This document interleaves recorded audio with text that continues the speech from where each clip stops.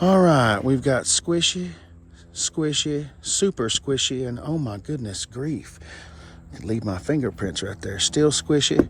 All right, well now we're down into some hard plastic, but we're super squish all the way. The red stitching is fantastic.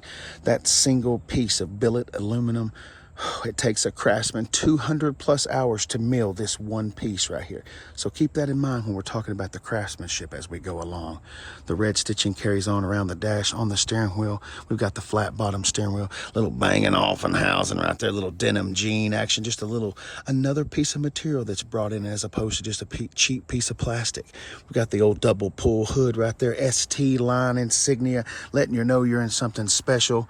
The sport seats, the ST line seats, they are ribbed for his and her pleasure.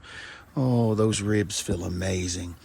Red stitching all the way back across. I love the shelf. On this right here, it is a wireless charging pad, but on lower, lesser trim models, it would just be a shelf. You could put stickers, sesame seeds, bubble gum wrappers, candy, a can of dip, whatever you may need. The screen is definitely a welcome improvement in the Exploder. I love it. 10-speed automatic transmission, we know what that is. We've seen this little door right there before. Little V12 down in there, USBs, vitamin C's, vitamin D's. Let's have a little gander back through the interior. Man, look at those ribs. Yeah.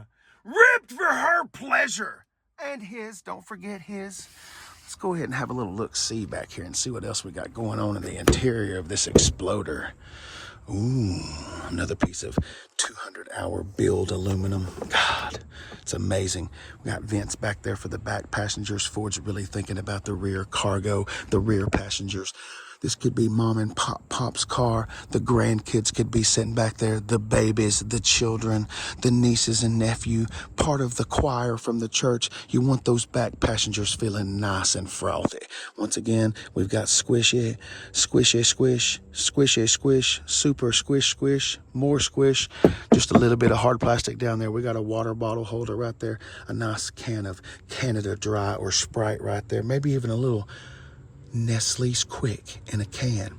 All right, we've got map pockets on the back right there. We've got cup holders. We've got automatic climate control. We've got heated seats. There is a power outlet right there. And USBs, vitamin C's, and vitamin D's. Oh, look at this armrest. Look at the girth on the armrest. I am amazed at the girth. Let's go ahead and pull that up. That's how we get on back there. Oh, look at that. The red stitching did not make... Oh, yes, it did. Don't you lie to the folk, Casey. Oh, yes. However, the ribs.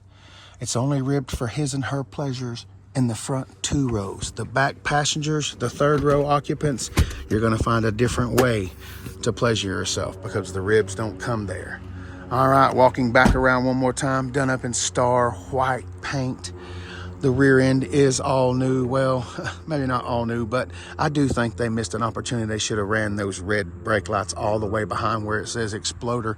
It would have been nice to accentuate that Exploder as you hit the brakes. Where's our little button so we can get on up in here? Uh-oh.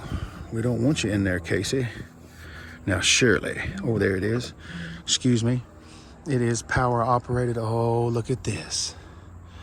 There are our floor mats right there. We don't have any power seats. Oh, yes, we do, Casey. Son, you have got to quit lying to these people. Guess I should have turned the car on for that. A little slow right there. It does go all the way down to a flat floor right there. We got a couple cup holders back there for the rear occupants. Seat belts. Side storage right there. Let's go ahead and have a look underneath right there. There would be a spare tire underneath there. We are not going to disassemble all that to find there, but I believe there is one right there. All right.